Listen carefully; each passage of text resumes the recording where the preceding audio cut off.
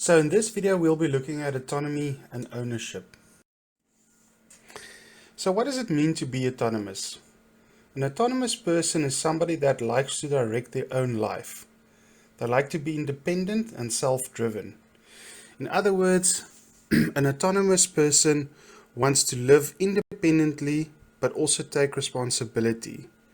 They strive to make decisions themselves and set goals for themselves in order to have a life that they are satisfied with. So let's use an example.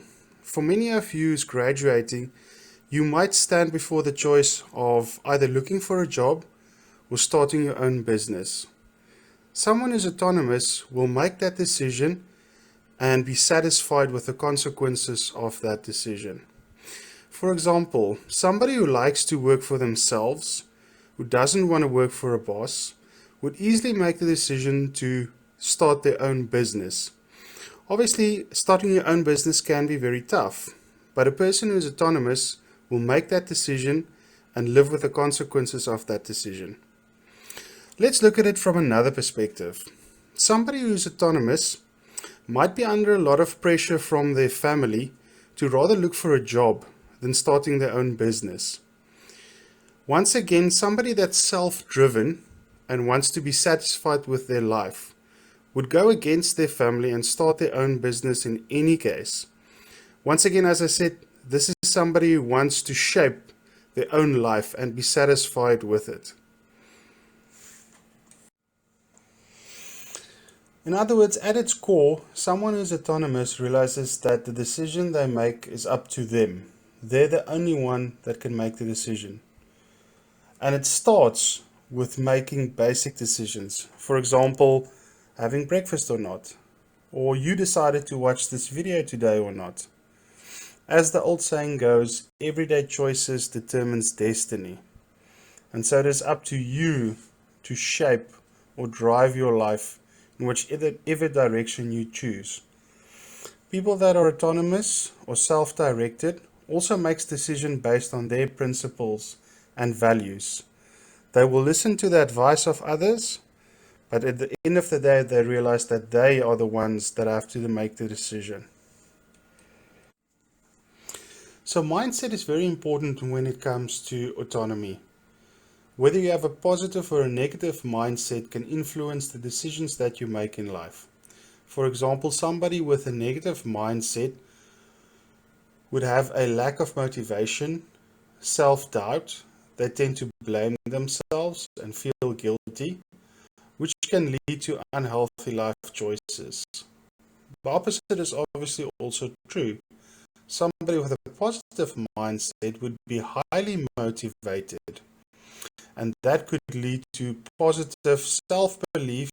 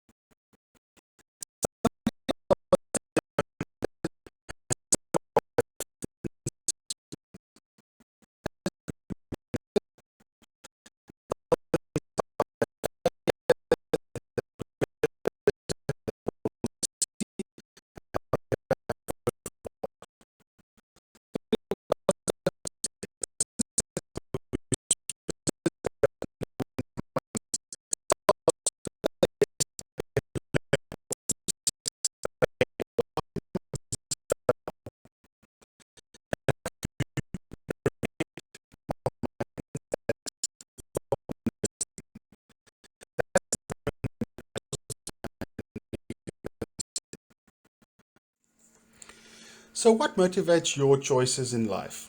Well, there's basically two types of motivation, intrinsic and extrinsic. Intrinsic or internal factors are things such as a sense of responsibility or a sense of duty or a sense of having success in life. For example, somebody that works for a company will get up early every morning and be at work on time because they have that sense of duty and responsibility. In other words, they realize that if they want to succeed in the company, they have to be at work on time. Somebody that's starting their own business doesn't care so much about working hours. All they want to do is have the company be successful and profitable. That is the internal motivation that drives them. Extrinsic motivation is external factors that motivate you to succeed. For example, getting a bonus or getting a raise could be an external motivation. Or perhaps having your company succeed and you being able to buy a car for your family or a house for your mother. That would be an external motivation. And of course, external motivation reinforces internal motivation. People that are autonomous are very good at recognizing what drives them, what is their motivation, and they tend to nurture these sense of motivation, whether it's internal or external. So what does it mean to take ownership of your life? Well, firstly, accept responsibility for your actions. People that are autonomous take responsibility for their actions. In other words, they stand by the decisions that they've made and the action that they've taken based on that decision. Secondly, be accountable for your results. Whether results are good or bad, positive or negative, people that are autonomous can account for these results. In other words, they will evaluate and be honest about why the results are negative or why the results are positive and learn from that. That is accountability. Thirdly, take ownership of your mistakes.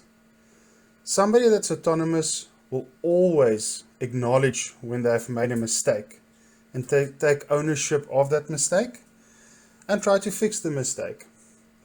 Remember, if you take ownership of your mistake, although it might not feel good in the moment, people that observe somebody taking ownership of their mistakes will automatically have respect for that person. And it also shows a leadership skill if you can take ownership of your mistakes. So by now you're probably asking yourself, well, how do I become more autonomous? Well, let's talk about a few tips. Tip number 1, examine your mindset. Do you have a positive or a negative mindset? If you have a negative mindset, try and foster a positive one. Secondly, try to find your own solutions to your problems. So often we tend to turn to family members, friends, or people in authority to solve our problems for us. But if you want to become autonomous, a very important skill you're going to have to learn is to solve your own problems. Thirdly, think about what is motivating your choices. Do you make choices based on your own principles and values in life? Do you make choices that you know will bring you satisfaction in life? Or do you make choices based on what others expect of you?